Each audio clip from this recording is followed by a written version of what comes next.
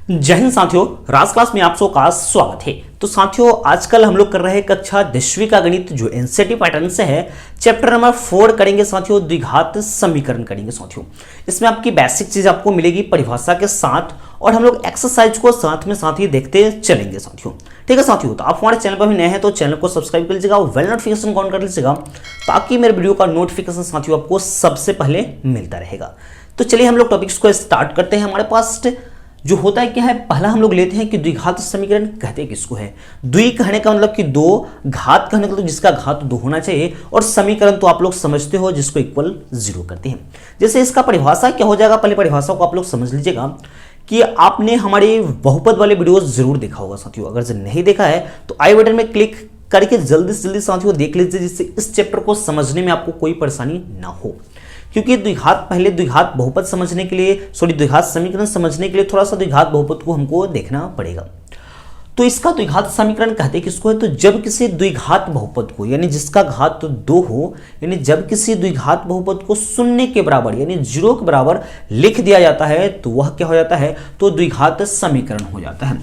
जैसे हमारे पास लिख रहे हैं x² + 4x + 8, यह द्विघात बहुपद है। जब इसको हम लोग 0 के बराबर लिख देंगे, यह क्या हो जाएगा, तो द्विघात समीकरण हो जाएगा साथियों। तो इसको परिभाषा को साथ में साथ आप लोग लिखते चलेंगे हमारे साथ, जिससे आपके समझने में कोई भी परेशानी ना होगा साथियों। आपको पूरा कंप्लीटली वीडियोस में आपको समझाया जाएगा साथियों। ठीक है, तो चलिए हम लोग द्विघात समीकरण की परिभाषा को लिखते हैं। यानी क्या होगा, जब किसी द्विघात बहुपद को, जब किसी द्विघात बहुपद को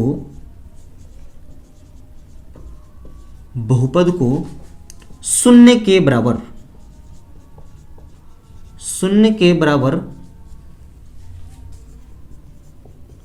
लिख दिया जाता है, चाहे लिखा जाता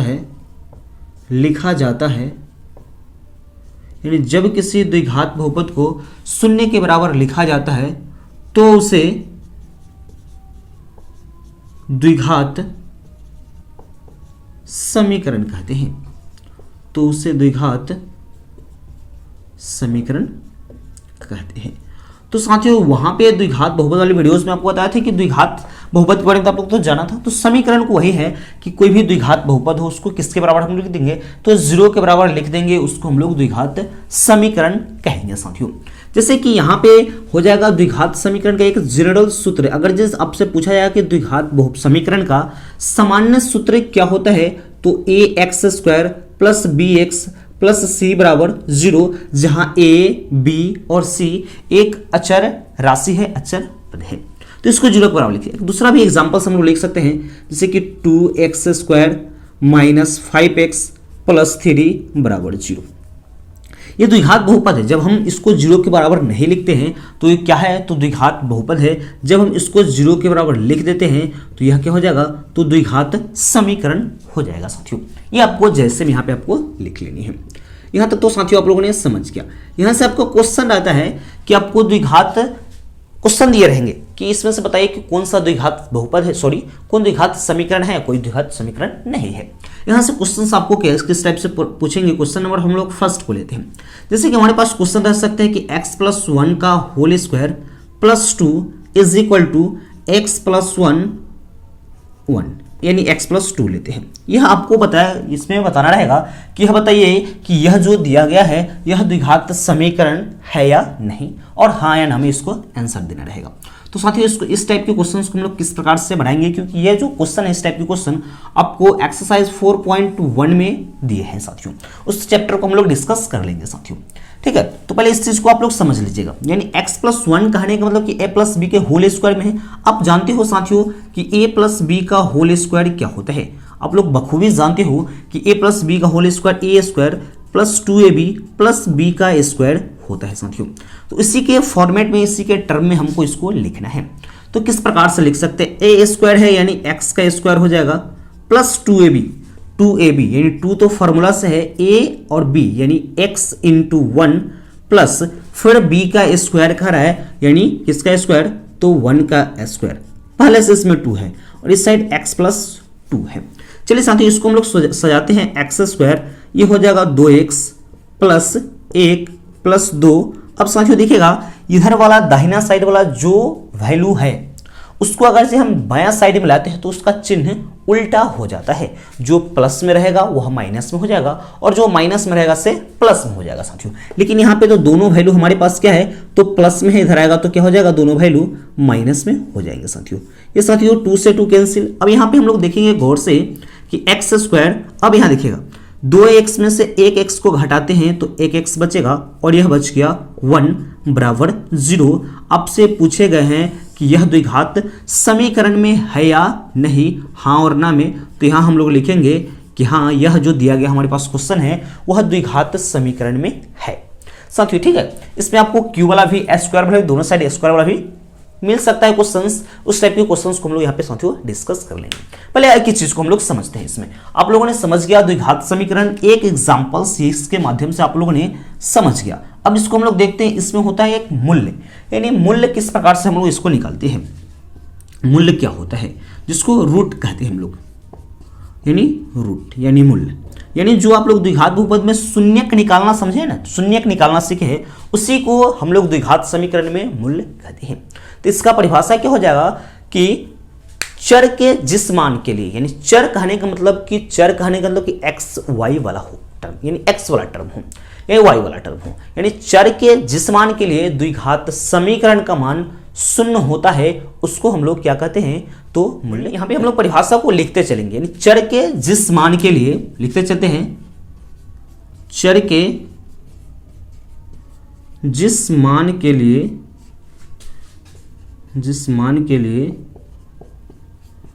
द्विघात समीकरण का मान शून्य हो उसे मूल्य कहते हैं, उससे हम लोग मूल्य कहते हैं। फिर से समझिएगा कि मूल्य होता क्या है, कि तो चर के जिस मान के लिए जो द्विघात समीकरण हमारे पास दिया रहेगा है उसका वैल्यू को हम लोग 0 के इक्वल लिखते हैं। ये नहीं कि वह पूरा वैल्यू क्या हो जाएगा, 0 हो जाएगा, यह बात मैंने नहीं कहा, सिर्फ उसको 0 के इक्वल यानी उसको संतुष्ट करता है। दूसरा परिभाषा लिख सकते हैं इसको कि जो वैसा, यानी द्विघात समीकरण को परिभाषा यानी मूल्य का परिभाषा लिख सकते हैं। फर्स्ट है कि चर के जिस मान के लिए द्विघात समीकरण का मान शून्य होता है। दूसरा भी कर सकते हैं कि चर का वह मान जो किसी द्विघात समीकरण को क्या करता है, तो संतुष्ट करता है, उसको हम लोग मूल्य कहते हैं। इस टाइप से भी लिख सकते हैं, लेकिन ये भी आपका सही है। इसका एग्जांपल, इस चीज को हम लोग यहाँ पे मिटाते हैं और इस चीज को समझिएगा। इसके एग्जांपल को आप लोग समझिएगा तो आप लोग मूल्य निकालना समझ जाइएगा। जैसे कि हमारे पास मैं क्वेश्चन लेता हूं, एक इसके जैसे मैं लिख रहा हूं, उसको मैं समझा दूंगा आपको। क्या है, अगर से हमारे पास है 2x स्क्वायर माइनस 4 बराबर 0 मैंने लिया।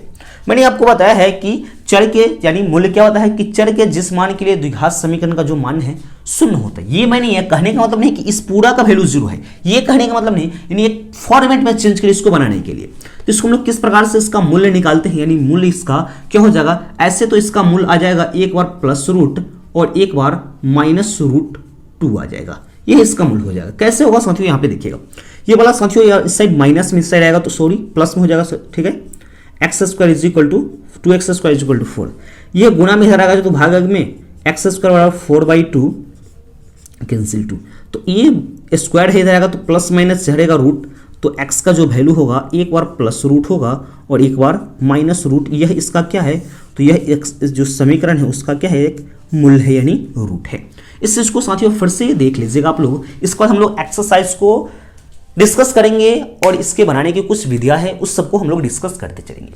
यहां पे है क्या, मूल्य को फिर से समझिएगा कि चर के जिस मान के लिए द्विघात समीकरण का जो मान शून्य होता है उसको हम लोग मूल्य कहते हैं। जैसे एग्जांपल्स में मैंने आपको एक समझा दिया।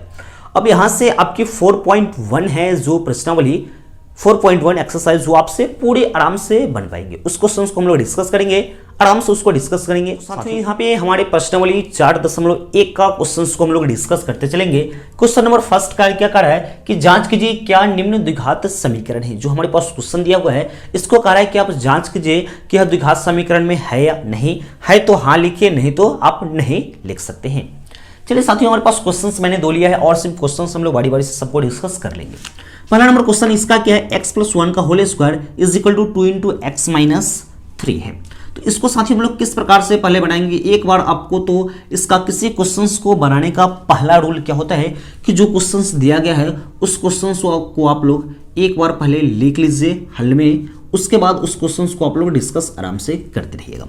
साथियों ये प्लस बी के होल स्क्वायर के टर्म में है, उसी टाइप में है, तो इसको हम लोग उसी प्रकार से तोड़ेंगे शॉर्ट में।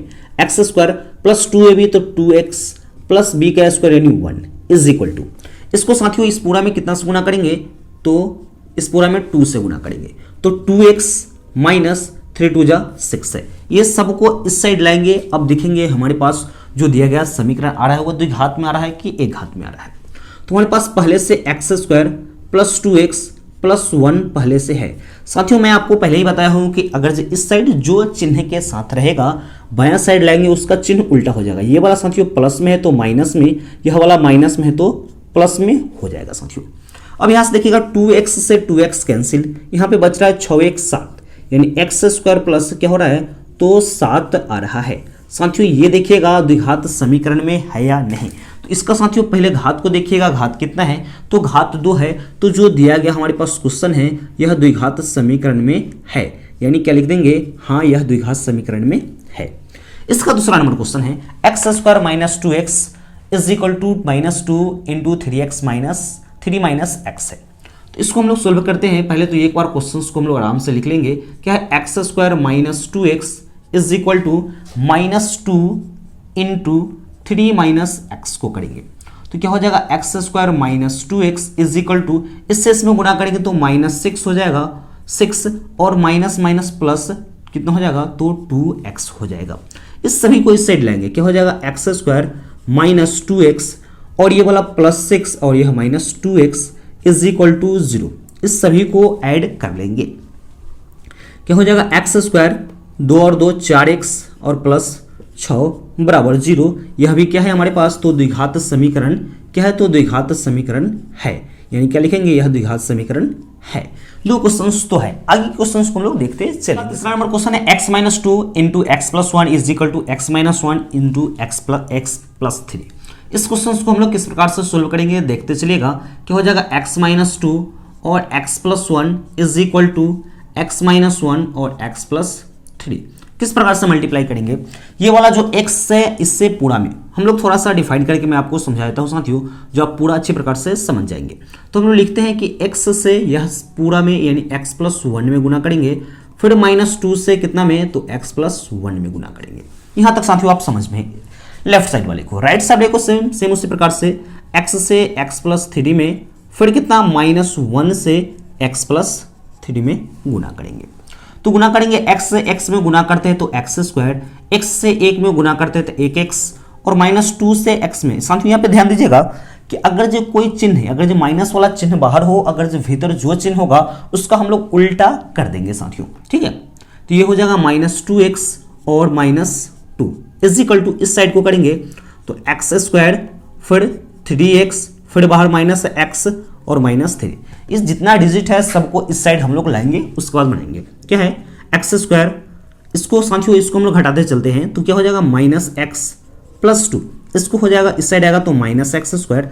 अब देखिएगा 2 में से 1 को घटेगा, सॉरी 3 में से 1 घटेगा तो 2, और 2 प्लस में इधर आएगा तो 2 माइनस में हो जाएगा, और ये वाला साथियों माइनस में है तो इधर आएगा तो प्लस में 0 के इक्वल कर लेंगे। एक्स स्क्वायर से एक्स स्क्वायर साथियों यहाँ पे कैंसिल हो रहा है, हमारे पास -x और -2 कितना हो जाएगा तो -3x और 3 में से 2 को घटेगा तो 1 हो जाएगा प्लस में इज इक्वल टू 0। साथियों ये देखिएगा यह द्विघात समीकरण है या नहीं, तो साथियों इसका घात 2 नहीं है, इसीलिए क्या नहीं है तो यह द्विघात समीकरण में नहीं है। साथियों ये चीज आपको समझ में आ रहे होंगे। आगे की नेक्स्ट क्वेश्चंस को हम लोग देखते, सभी को बारी बारी से आराम से देखते चलेंगे साथियों। नेक्स्ट इसी का क्वेश्चन नंबर 4 क्या है, x minus 3 into 2x plus 1 is equal to x into x plus 5 है। साथियों इस चीज को, इस क्वेश्चन को हम लोग किस प्रकार से बनाएंगे देखते चलिएगा, आपको बहुत अच्छी प्रकार से साथियों पूरा समझ में आने वाला है। तो एक बार पहला नियम इसका क्या है कि एक बार जितने सभी क्वेश्चन हो सभी को एक बार आराम से बहुत अच्छी प्रकार से सुंदर राइटिंग से उसको आपको उतार लेने हैं। इसके बाद बनानी क्या है, तो इसके बाद हमको करना क्या है कि ये वाला एक्स से इस पूरा में हम लोग शॉर्ट में करेंगे, जिससे कि इस वाले क्वेश्चन में आपको डिफाइन करके समझा दिया है, यहाँ हम लोग शॉर्ट से करते चलेंगे जो आपको समझ में जरूर आएगा साथियों। ये वाले एक्स से इस पूरा में करेंगे तो पूरा में इसमें करेंगे एक्स से गुना तो क्या हो जाएगा 2x का स्क्वायर, इसमें एक्स से गुना करेंगे x, हो गया। और फिर -3 से इस दोनों में 3 2 जा 6 यानी 3 दूना 6x माइनस में यह माइनस तो ये भी माइनस यानी 3 हो जाएगा इज इक्वल टू, अब इसको गुना करें x से x में x स्क्वायर और ये क्या हो जाएगा तो 5x हो जाएगा। इस सब को इस साइड लाएंगे यानी 2x का स्क्वायर। अब देखिएगा इसको हम लोग घटाते हैं तो यह माइनस में 5x माइनस 3 और ये आता है तो -x square minus 5x is equal to 0। इसको साथियों हम लोग ऐड कर लेंगे, क्या हो जाएगा 2x का स्क्वायर और माइनस 5 यानी ये घटेगा, यहाँ पे साथियों घटेगा, 2 में से 1 को घटेगा तो x का स्क्वायर और माइनस में 5 तो माइनस 10x माइनस 3 बराबर 0। अब साथियों इसको देखिएगा यह क्या है, यह द्विघात समीकरण में है या नहीं, तो इसका घात 2 है इसीलिए यह क्या है तो द्विघात समीकरण में है, आंसर क्या हो जाएगा तो हाँ हो जाएगा। और नेक्स्ट हम लोग क्वेश्चन नंबर इसका 5 नंबर क्वेश्चन को देखते हैं। नंबर 5 यहाँ पे है 2x minus 1 into x minus 3 is equal to x plus 5 into x minus 1 है। इसको हम लोग गुणा करते चलेंगे शॉर्ट वाले फॉर्मेट में जो क्वेश्चन नंबर मैंने आपको 4 समझाया उसी प्रकार से। इस 2x से इस दोनों में गुणा करेंगे तो क्या हो जाएगा, एक साथ ही कर लेते हैं, एक बार क्वेश्चंस को हम लोग उतार लेते हैं। पहले x minus 2x minus 1 x minus 3 is equal to x plus 5 और x माइनस 1 है। तो इससे गुणा 2x से गुणा करेंगे तो 2x का स्क्वायर, 2 से इसमें तो 3 2 जाका 6x। अब इससे -1 से इसमें तो -x और माइनस माइनस प्लस कितना हो जाएगा तो +3 इज इक्वल टू, अब इसको गुणा करेंगे साथियों x का स्क्वायर, फिर इससे इसमें तो -x, फिर इससे इसमें तो 5x, फिर -5। इस सब को इस साइड लाएंगे, पहले इसको सजाते हैं 2x स्क्वायर माइनस यह माइनस में कितना है माइनस में 6 और माइनस में 1 तो -7 + 3 इज इक्वल माइनस ये वाला इधर आएगा तो माइनस में, और यहाँ देखिएगा ये तो प्लस में 4 हो जाता है, इधर आता तो माइनस में 4 हो जाएगा, +5 बराबर 0। यहाँ पे हम लोग घटा लेंगे, इसको किस प्रकार से घटाएंगे यहाँ पे साथियों देखते चलिएगा। हो जाए क्या 2x में से एक x को 2x स्क्वायर में से x स्क्वायर को घटाएंगे तो x स्क्वायर बचेगा, और यहाँ पे देखिएगा माइनस में 7 माइनस में 4 तो माइनस में 7 माइनस में 4 दोनों जुड़ जाएगा 11 और 5 और 3 कितना हो जाएगा 8 बराबर 0। साथियों आप ही बताइए यह द्विघात समीकरण में है या नहीं, तो इसका घात 2 है साथियों, तो यह भी द्विघात समीकरण में है। ये सब क्वेश्चंस आपको साथियों समझ में आ रहे होंगे। आगे के क्वेश्चंस को हम लोग आराम से डिस्कस करें। तो साथियों यहाँ पे 6 और 7 नंबर क्वेश्चन देखेंगे और एक लास्ट क्वेश्चन, इस दोनों क्वेश्चन बनाने के बाद हम लोग उसको डिस्कस कर लेंगे। तो पहले 6 नंबर क्वेश्चन को देखते हैं। हमारे पास क्वेश्चन है x का square plus 3x plus 1 is equal to x minus 2 का होल स्क्वायर। तो बनाने से पहले एक नियम आपको जरूर मालूम है कि एक बार इस क्वेश्चन को हम लोग बहुत ही आराम से इसको एक बार लिख लेनी है, इसके बाद हम लोग इसको आराम से सोल्व करते रहेंगे। ये चीज़ तो सेम है इस साइड साथियों, कोई दिक्कत नहीं है, जैसे वैसे लिख लीजिए। और यहाँ पे देखिएगा x माइनस 2 का होल स्क्वायर में है, तो किस प्रकार से लिखेंगे x का स्क्वायर। आप लोगों का कैलकुलेशन फास्ट होगा, 2a भी होता है तो 2 इस दोनों को गुना कीजिए, उसमें 2 से गुना कीजिए, x में 2 से गुना कीजिएगा 2x और उसमें 2 से गुना कीजिएगा कितना हो जाएगा 4x और -2 यानी 2 का होल स्क्वायर कितना हो जाएगा तो 4 हो जाएगा। ये सभी जितना संख्या है सबको इधर लाएंगे तो सबका चिन्ह क्या हो जाएगा तो चिन्ह साथियों उल्टा हो जाएगा, यानी ये -x स्क्वायर प्लस 4x और -4 इज इक्वल टू 0। साथियों x स्क्वायर से x स्क्वायर कैंसिल हो गया, 3 गो और 4 गो क्या होता है तो 7 गो और 4 माइनस में 4 में से 1 को घटाएंगे तो माइनस में 3 0। साथियों आप ही बताइए यह द्विघात समीकरण में है या नहीं, तो साथियों यह द्विघात समीकरण में नहीं है। क्वेश्चन नंबर 7 को हम लोग देखते हैं। क्वेश्चन नंबर 7 है x प्लस 3 का whole cube is equal to 2x into x square minus 1 है। तो साथियों यहाँ पे एक क्यूब वाला फॉर्मूला है, तो क्यूब वाला आपको फॉर्मूला साथियों आता होगा। यहाँ पे हम लोग देखते हैं कि a प्लस वी का होल क्यूब क्या होता है, तो a क्यूब प्लस 3a का स्क्वायर b प्लस 3ab का स्क्वायर प्लस b का क्यूब, यह फॉर्मूला होता है साथियों। तो साथियों इसी फॉर्मूला की मदद से इसको हम लोग सोल्व करेंगे। पहले a का क्यूब है तो x का क्यूब क्या हो जाएगा तो x cube plus 3a square यानी 3 रहेगा, a की जगह क्या रखेंगे x का स्क्वायर, फिर b की जगह कितना 2 रखेंगे तो कितना हो जाएगा 3 दूना 6, 6 का x स्क्वायर। इसी में साथियों समझते चलेंगे, फिर प्लस 3 गुना a का वैल्यू x और b का वैल्यू 2 है उसका स्क्वायर यानी 2 का स्क्वायर हो जाएगा, यहाँ पे कर लेंगे, और 2 दूना 4 और 4 तिया के कितना हो जाएगा तो 12x हो जाएगा साथियों। फिर यहाँ पे देखेंगे b का q है, यानी किसका q करेंगे तो 2 का q और 2 का 3 बार गुना कीजिएगा, कितना हो जाएगा तो साथियों प्लस में 8 हो जाएगा। ये चीज साथियों आपको समझ में आ गया। आगे की क्वेश्चन इसमें देखते हैं। इससे इसमें गुना कीजिएगा तो 2x का पावर q माइनस ये हो जाएगा 2x।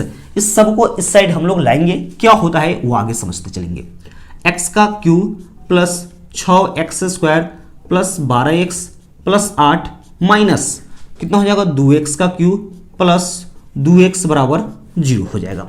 अब देखिएगा साथियों माइनस में 2x है प्लस में x है, तो घटाएंगे तो माइनस में x, फिर स्क्वायर वाला को जोड़ेंगे, ये स्क्वायर एक ही है 6x स्क्वायर। अब देखिएगा 12 और 2 कितना होता है तो 14x होता है प्लस 8 बराबर क्या हो जाएगा 0। इस चीज को साथियों आप लोग गेस कीजिएगा यह द्विघात समीकरण है या नहीं है। तो साथियों यह द्विघात समीकरण नहीं है। क्योंकि द्विघात समीकरण क्यों नहीं है, क्योंकि इसका घात कितना है तो घात 3 है, इसीलिए इसको हम लोग द्विघात समीकरण में नहीं रखते हैं।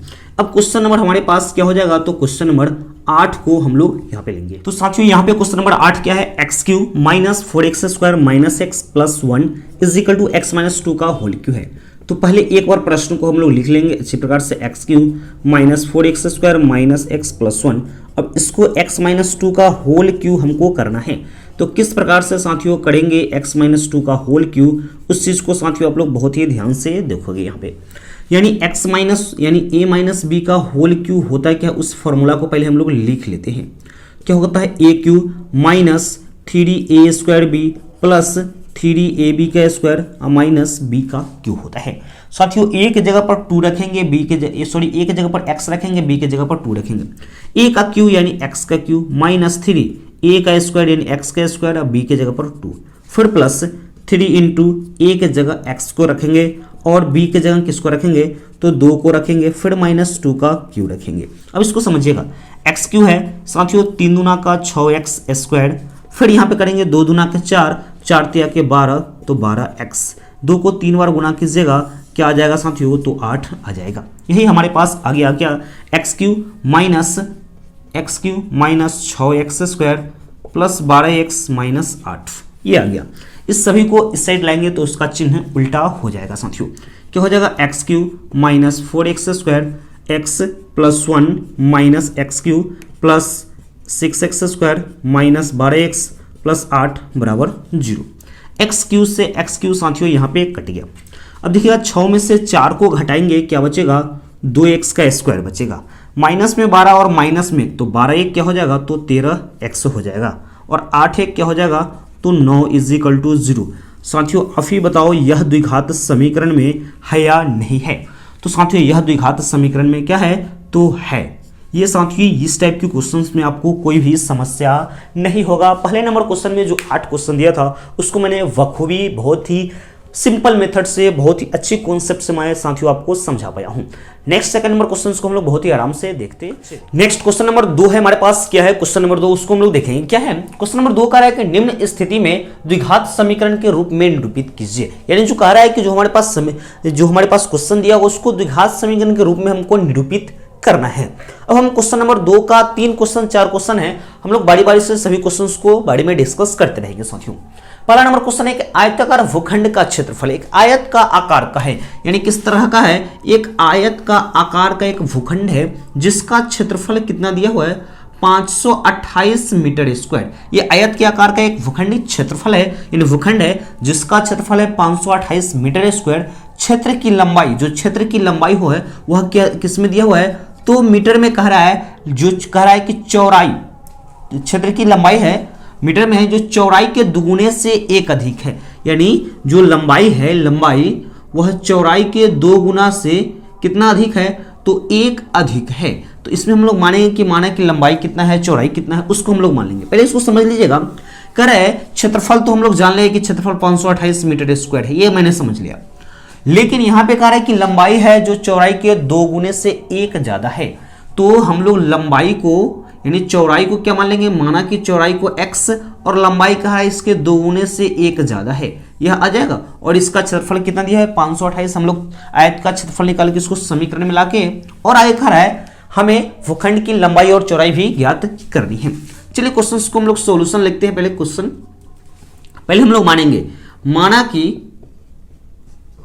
कि आयताकार भूखंड की पहले चौड़ाई, आयताकार भूखंड की चौड़ाई कितना, x मीटर में लेंगे, ठीक है। और इसका जो लंबाई है, कह रहा है कि लंबाई चौड़ाई से दुगुना से, यानी इसमें 2 गुना से 1 अधिक है, इतना मीटर यह इसका लंबाई दिया हुआ है। और इसका क्षेत्रफल हमको दिया गया है, भूखंड का क्षेत्रफल कितना है, तो 528 मीटर स्क्वायर। प्रश्न से हम लोग लेंगे, यहाँ लिखेंगे हम लोग प्रश्न से, यानी भूखंड का क्षेत्रफल बराबर क्या होता है, क्षेत्रफल बराबर तो लंबाई गुना चौड़ाई होता है साथियों, ठीक है। क्षेत्रफल हमारे पास कितना है 528 और लंबाई कितना है, तो लंबाई 2x + 1 और चौड़ाई कितना है, तो x है। इसको हम लोग गुना कर लेंगे, यानी 528 = गुना करेंगे तो 2x² प्लस x है, इसको इधर लाएंगे तो माइनस में हो जाएगा। हमारे पास आ रहा है कि 2x² प्लस x माइनस 528 बराबर 0। साथियों हम लोग कहाँ तक लाए, तो एक समीकरण के रूप में परिवर्तित मैंने कर लिया यहाँ पे। लेकिन आगे हमारे पास क्वेश्चन कह रहा है कि इसकी लंबाई और चौड़ाई हमको ज्ञात करनी है, तो इस समीकरण से आगे इसको हम लोग सोल्व करेंगे। किस तरह से सोल्व करेंगे उसको साथियों देखिएगा, हम लोग गुणनखंड विधि से इसको सोल्व करें। आप यहाँ तक भी छोड़ रहे हैं तो आपका सही है साथियों, लेकिन इसमें कह रहा है कि लंबाई और चौड़ाई भी हमको ज्ञात करनी है। किस तरह से करेंगे, फर्स्ट टू लास्ट पर इसको हम लोग गुणनखंड के रूप में तोड़ेंगे। तो 528 में 2 से गुना करते हैं, 28 दूना का 56, कितना हो जाएगा 5 गुना 10, 1056। तो कितना आएगा और जोड़ के घटा के, यानी 32 और 33, समझिएगा। यानी गुना करने पर 1056 आना चाहिए और जोड़ के घटा के कितना आना चाहिए, तो x आना चाहिए। तो हम लोग कोई रेगुलर वाला लेते हैं, यानी 32 33 को लेते, गुना करेंगे 3 दूना 6, 3 तिहाई 9, फिर गुना करेंगे 3 दूना 6 और 3 तिहाई के 9, 6 9 5 9 6 5 5 हासिल कितना 1056 32 और 33। तो 12 वाला संख्या को प्लस में, छोटा वाला को माइनस में, यानी 2x²। पहले हम लोग लिखते हैं यहाँ पे छोटा वाला संख्या 32x, फिर 12 वाला संख्या 33x माइनस 528 बराबर क्या हो जाएगा साथियों, तो 0 हो जाएगा। तो साथियों इसमें से कॉमन क्या हो जाएगा, 2x को कॉमन करेंगे तो x माइनस 16 हो जाएगा। इसमें से कॉमन आप लीजिएगा 2x को, तो फिर प्लस में हम लोग 33 को कॉमन लेते हैं तो x माइनस 16 हमारे पास हो जाएगा = 0 हो जाएगा साथियों, ठीक है साथियों। तो हमारे पास x माइनस 16 और फिर आ रहा है 2x माइनस 33 बराबर 0 हो रहा है। एक बार x माइनस 16 को 0 के बराबर करेंगे तो x = 16, एक वैल्यू x का आ गया और कह रहा है, और हमारे पास एक दूसरा वैल्यू 2x प्लस 33 बराबर 0। साथियों इसको 0 के बराबर करते हैं तो माइनस में आता है। और आप साथियों जानते हैं कि किसी भी चीज का वैल्यू, यानी आयत का क्षेत्रफल, किसी भी क्षेत्रफल का वैल्यू चाहे लंबाई चौड़ाई माइनस में नहीं होता, इसलिए हम लोग निगेटिव वाला को छोड़ देंगे। अब हम लोग यहाँ पे लेंगे x का वैल्यू 16, तो हमारे पास चौड़ाई हो जाएगा 16 और लंबाई 16 दूना 32 से 33 हम लोग लिख लेंगे। अतः करेंगे, यानी भूखंड की चौड़ाई, भूखंड यहाँ पे की लगा देंगे, भूखंड की चौड़ाई, तो भूखंड की चौड़ाई क्या हो जाएगा, तो भूखंड की चौड़ाई हो जाएगा x, यानी 16 मीटर में आंसर। और इसका जो लंबाई है कितना हो जाएगा, 2 गुना 16 प्लस 1, यानी 32 प्लस 1 = 33 मीटर साथियों इसका आंसर हो जाएगा। साथियों आपको यहाँ तक बनाने का कोई जरूरी नहीं, आपको एक समीकरण के रूप में चेंज करना है, यहीं तक आपका सही। लेकिन आपका जो क्वेश्चन के हिसाब से कह रहा था, लेकिन ये निकालना आपको नहीं है इसमें, लेकिन मैंने आपको पूरा निकाल कर समझा दिया गुणनखंड विधि से। गुणनखंड विधि से आपको साथियों निकालने आता है। अगर जो कहता है क्वेश्चन में कि हाँ उसको लंबाई और चौड़ाई को निकालिए, तभी आप लंबाई और चौड़ाई को यहाँ पे फाइंड। साथियों ये फर्स्ट नंबर क्वेश्चन आपको अच्छी प्रकार से समझ में आ गए हैं, तो हम लोग इसी का सेकंड नंबर क्वेश्चन को देखेंगे। इसका सेकंड नंबर क्वेश्चन है दूसरा का, यानी 2 क्रमागत धनात्मक पूर्णांक का गुणनफल 306 है, तो हमें पूर्णांक ज्ञात करनी है। साथियों पहले जो फर्स्ट नंबर क्वेश्चन मैंने बनाया था उसमें आपको इक्वेशन तक ही छोड़ना था, जो मैं आपको समझाने के लिए पूरा डिफाइन कर दिया हूँ, पूरा बना दिया था, लेकिन आपको इक्वेशन तक बनानी थी साथियों, ठीक है। यानी क्वेश्चन नंबर सेकंड ही पहले कह रहा था कि आपको एक समीकरण के रूप में परिवर्तित कीजिए चाहे निरूपित कीजिए, लेकिन मैं आपको समझाने के लिए उसको पूरा बनाकर आपको मैंने समझा दिया था, लेकिन आपको इक्वेशन तक बनानी है। अब सेकंड नंबर क्वेश्चन वही है, आपको हमें एक इक्वेशन तक लाके छोड़ देनी है इसको, यानी समीकरण तक लाकर। चलिए तो हम लोग क्वेश्चंस को देखते। कह रहा है कि दो धनात्मक पूर्णांक का गुणनफल, धनात्मक यानी क्रमागत धनात्मक, तो लेते हैं अगर जब पहला क्रमागत x लेते हैं तो दूसरा क्रमागत x से इससे एक ज्यादा तो दूसरा क्रमागत होगा ना, और दोनों का गुणनफल कितना दिया है तो 306 दिया हुआ। लेंगे माना कि पहली क्रमागत धनात्मक संख्या, पहली क्रमागत धनात्मक पूर्णांक लेंगे, यानी संख्या नहीं पूर्णांक कितना है x हो गया, तो दूसरी क्या हो जाएगा, दूसरी x + 1, इससे एक ज्यादा हो जाएगा। अब प्रश्न से कह रहा है कि इस दोनों का गुणनफल है साथियों कितना, तो 306, यानी x + 1 × x = 306। इसको हम लोग साथियों गुणा करेंगे तो x² हो जाएगा, यानी प्रश्न से किए थे तो x² + x बराबर कितना हो जाएगा 306 हो जाएगा। अब इसको x² वाला प्लस में रहेगा तो साथियों माइनस में हो जाएगा 0। यहीं तक हमको यहाँ रखना है, समीकरण तक ही परिवर्तित करना है। इसके अगर जब बनाते हो तो कोई दिक्कत नहीं है साथियों, इसको आपको समझने के लिए यहाँ तक हमें रखना है। साथियों क्वेश्चन नंबर 3 है इसका 2 का। क्वेश्चन नंबर 3 क्या है, रोहन की माँ उससे कितना वर्ष बड़ी है, तो 26 वर्ष बड़ी है। जो रोहन है उसकी माँ है उससे 26 वर्ष बड़ी है, उनकी आयु यानी वर्षों में दिया गया है, उसका गुणनफल अब से 3 वर्ष पश्चात यानी 3 वर्ष बाद कितना हो जाएगा 360 हो जाएगा। तो हमें रोहन की वर्तमान आयु ज्ञात करनी है, हमको इक्वेशन में लाना है। ठीक है साथियों, तो पहले हम लोग लेते हैं यहाँ पे कि कह रहा है कि रोहन की जो माँ है रोहन से 26 वर्ष बड़ी है। तो पहले हम लोग रोहन की आयु लेंगे, माना कि रोहन की वर्तमान आयु कितना हो जाएगा x वर्ष लेते हैं, यानी x वर्ष, और उसकी मां की आयु, उसकी मां की यहां पे क्या हो जाएगा, उसकी मां की आयु कितना हो जाएगा, उससे 26 वर्ष ज्यादा है तो x प्लस कितना हो जाएगा उस, यानी रोहन की मां रोहन से कितना वर्ष ज्यादा है तो 26 वर्ष बड़ी है, यानी कितना हो जाएगा तो 26 + x वर्ष हो जाएगा।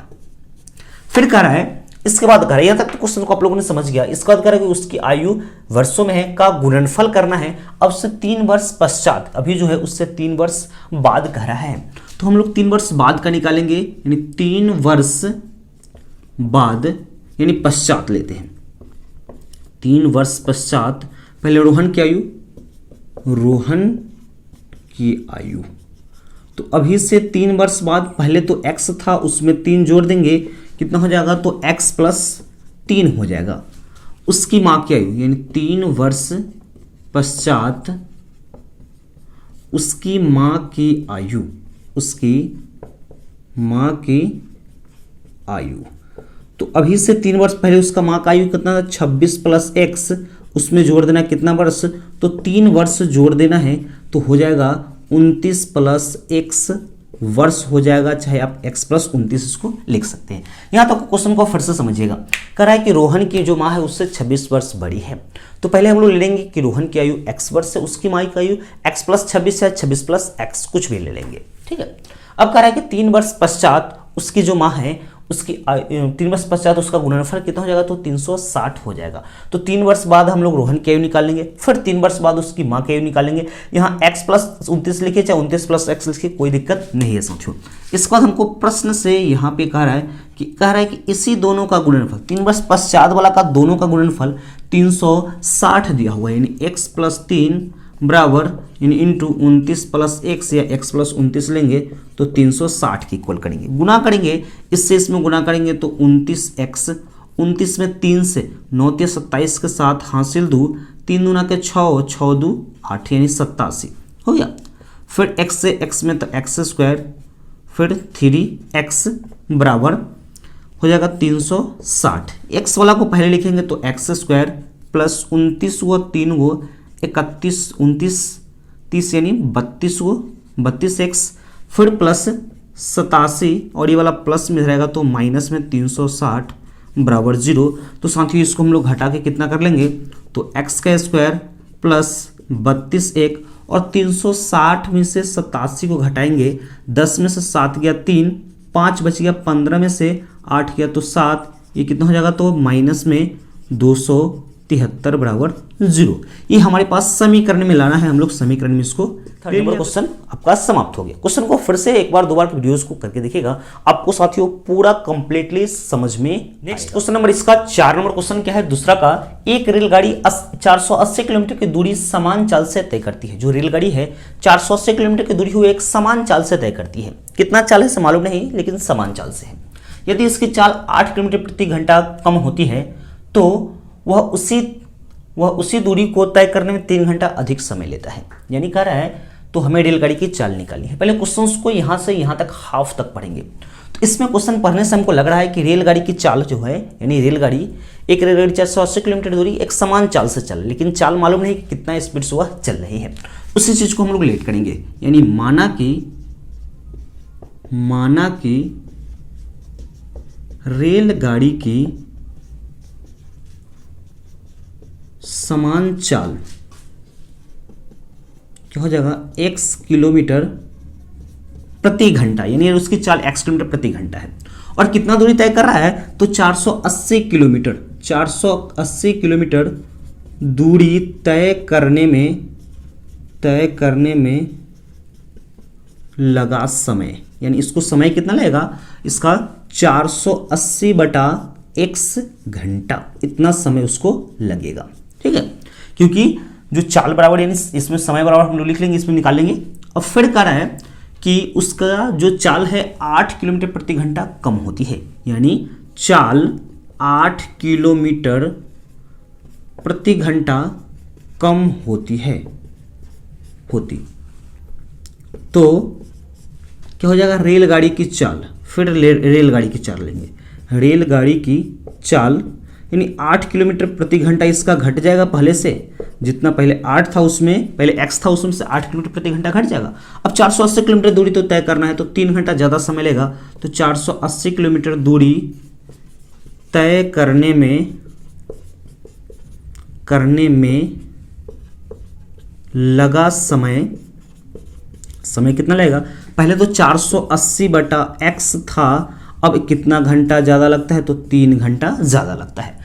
ठीक है साथियों, अब यहाँ से हम लोग प्रश्न से लेंगे, किस प्रकार से करेंगे। यहाँ तक तो आपको समझ में आ गया होगा। तो चाल यानी हमको निकालना है दूरी, तो चाल गुना समय, तो चाल ये है और समय है, तो पूरा दूरी 480 किलोमीटर है। लिख सकते हैं x माइनस 8, यानी यहाँ पे लिख सकते हैं क्या हो जाएगा, चाल गुना समय बराबर दूरी, या दूरी बराबर चाल गुना समय। तो चाल इसका है x किलोमीटर, यानी x माइनस 8 इंटू समय लगा है 480 बटा x प्लस 3 घंटा, और पूरा दूरी है 480 किलोमीटर है।